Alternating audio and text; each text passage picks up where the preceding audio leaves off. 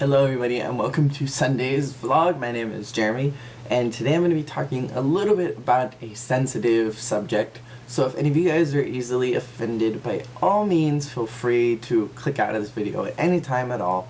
But I wanted to talk about it here before I posted it on my How I Met Jacob blog that you'll find below. It's my second blog themed after Definitely Maybe, where I kind of just go back and I talk about the different relationships that happened before Jacob, and I want it to be like a little mystery love story. But also on top of it is that every single relationship that happened before Jacob built up to this important event in my life that I started dating him.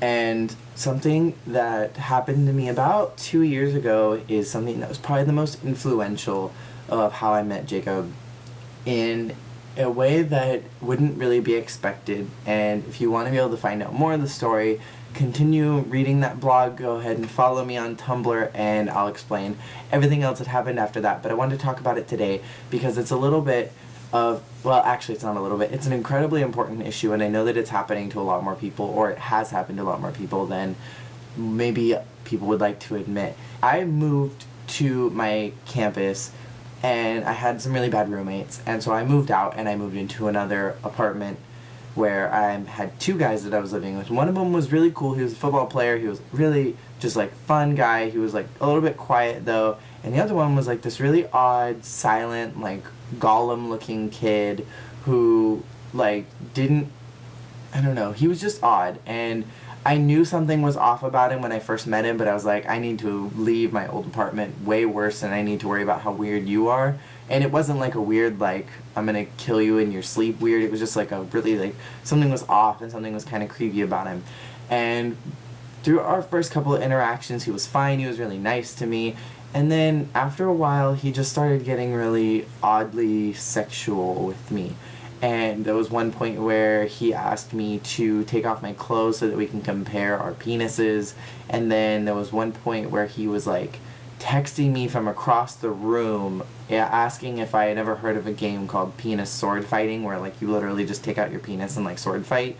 And I was like, this is really odd, this is really strange, I'm just gonna walk away from this and leave and like not bring it up. And so I left and I went to my class, and the whole time that I was going to my class he was like texting me asking, you know, when I was gonna get home so that he could play this game with me. And I just avoided him like the plague for a long time. And in October, not October, it was in November, I got really, really sick. And I only get sick once a year. Like, never do I get sick just normally. Like, I'll maybe get seasonal allergies, but I don't get sick. And that happens to me about once a year. And this particular time, it was the worst it had ever been, because I was so stressed because I left home, I was in a new place, and I didn't really feel comfortable there. I didn't like my roommates. There was just a lot of stuff that was going on. And I was on the couch and I had taken some medicine, and when I take certain pills I just get really goofy and I get really out of it and I don't remember things, and I'll like mentally I'll black out, but my body's still going and I'll say and do things that I don't remember doing. And so people will be like, why did you say that last night when you were on NyQuil? And I'll be like, I don't know, I don't even remember saying it. So, again, referencing the NyQuil video. Go back and watch it. It's one of my really old videos. You'll find it. You'll think it's hysterical. Anyways, so, in the morning, I had actually blacked out a few times. And I remember, like, I was going to the bathroom and I passed out. And I don't even remember the phase of what happened. But I remember at one point standing up, one point being on the ground, one point standing up, one point being on the ground. And that happened several times on my way to the bathroom and out. And so I was on the couch and I texted my roommate, my creepy Gollum roommate, and I was like, hey, our other roommate isn't home. Would you mind getting me something to eat, because there's nothing here and I need food and I'm starving. I'll pay you back. And so he came over like an hour later to like take care of me, because he was like, oh, if you're not feeling well, then I want to be there and like make sure that you're all right. And so I'm on the couch, and I don't remember very much of what happened through that whole event. I don't remember what he said to me or what I said to him. But at one point he came and he sat down on top of my legs, because like I was laying down where like the couch was lined up here, and I was like laying down like this, and like my legs were up on the other side. And he comes and he sits down on my lap. And at first I was just like, okay, this is odd, because again, I wasn't really myself, and so I was like, things weren't really processing and clicking. And then I don't know if I blacked out again or what happened, because the only other thing that I remember after that point is him unzipping my pants and holding on to me and like touching me like it was okay, and like I had invited him to take advantage of me somehow. And then I think everything just clicked at that point, and I was like, I pushed him off and I was like, what are you doing?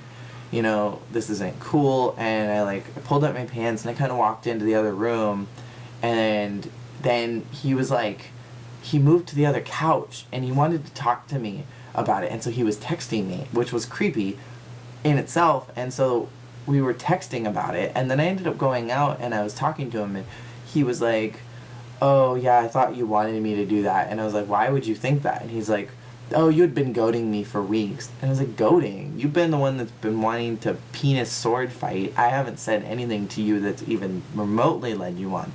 And he was basically like, well, I have to go.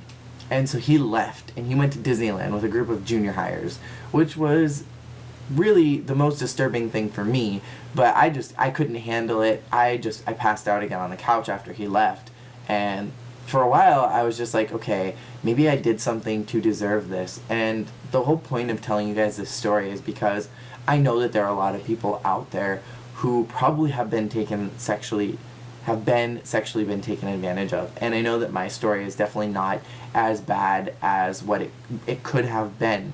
There was no penetration, there was no further touching, there was no sexual intercourse of any kind, and so for that I'm really appreciative of. But the fact that I was sexually taken advantage of when I was in a position of weakness was something that was the most horrific to me. And even a couple weeks later, when we were trying to figure out what happened, and I was like messaging him trying to like see what his issue was and why he did it, because I was trying to connect the pieces together, I couldn't remember what happened fully.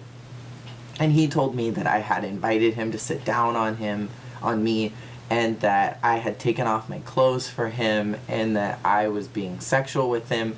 And even if I'm goofy on NyQuil or on any other kind of prescription medicine, I have never done anything like that before. Even with people that I liked, I never did that. I would have never done that. There was nothing about the situation he described that was true, but the way that he was describing it was like I had been goading him for weeks and had been inviting him to like sleep with me, and he told me that he knew that I was in a position of weakness, and so he wanted to take advantage of that. He admitted that to me.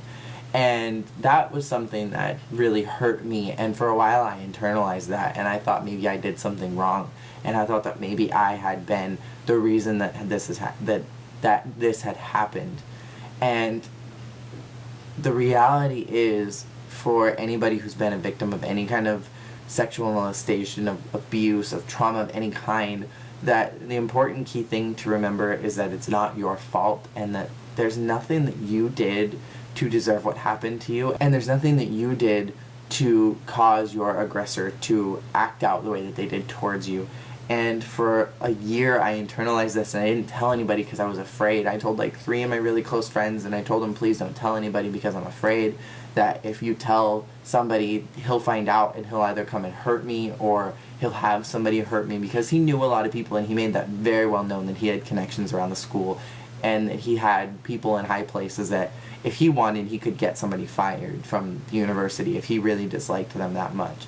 And that's the kind of power that he supposedly had. And I believed it, and I was afraid of him, and I know that it could be so much worse, and I understand that my situation is so little in the grand scheme of other situations that happened, but I really needed to talk about this today and let you guys know if it's anything like this has ever happened to you, or if you know of anybody that it may have happened to, or you do know somebody that told you openly that something like that happened, to just reaffirm them or reaffirm yourself that it is not your or their fault, that the person who did it to you or them, they're the one with the problem.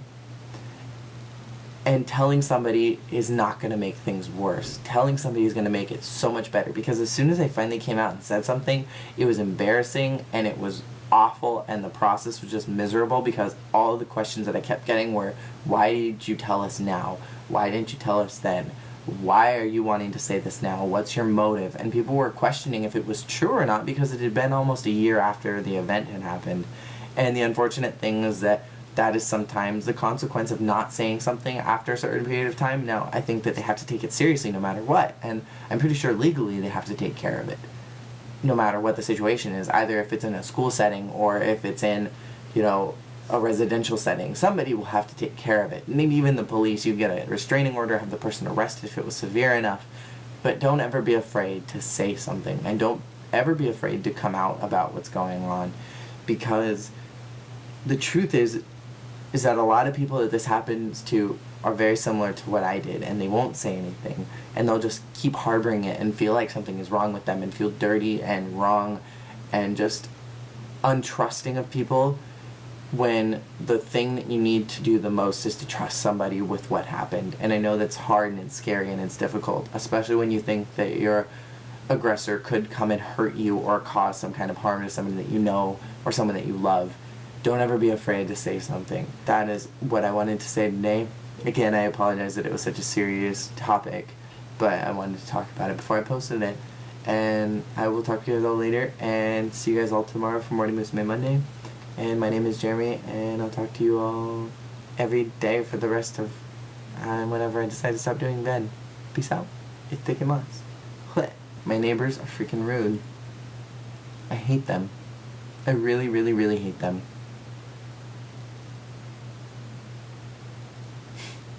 I just don't get it.